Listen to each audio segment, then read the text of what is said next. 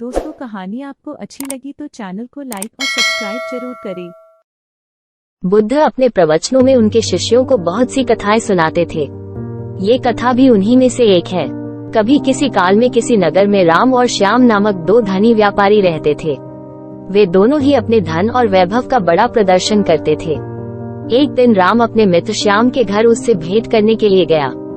राम ने देखा कि श्याम का घर बहुत विशाल और 3 मंजिला था। 2500 साल पहले 3 मंजिला घर होना बड़ी बात थी और उसे बनाने के लिए बहुत धन और कुशल वास्तुकार की आवश्यकता होती थी।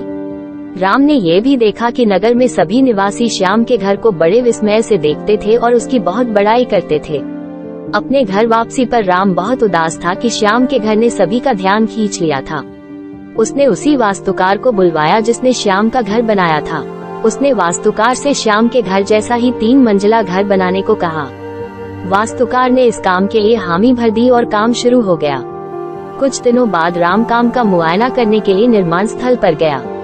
जब उसने नींव खोदे जाने के लिए मजदूरों को गहरा गड्ढा खोदते देखा तो वास्तुकार को बुलाया और पूछा कि इतना गहरा गड्ढा क्यों खोदा जा रहा है।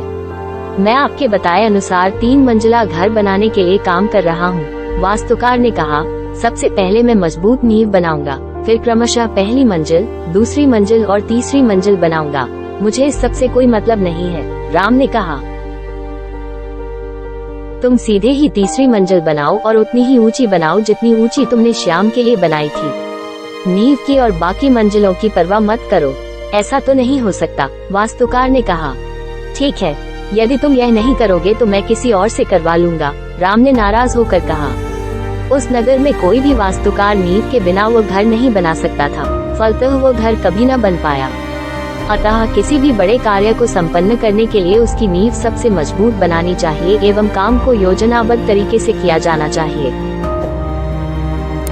दोस्तों कहानी आपको अच्छी लगी तो चैनल को लाइक और सब्सक्राइब जरूर करें। धन्यवाद।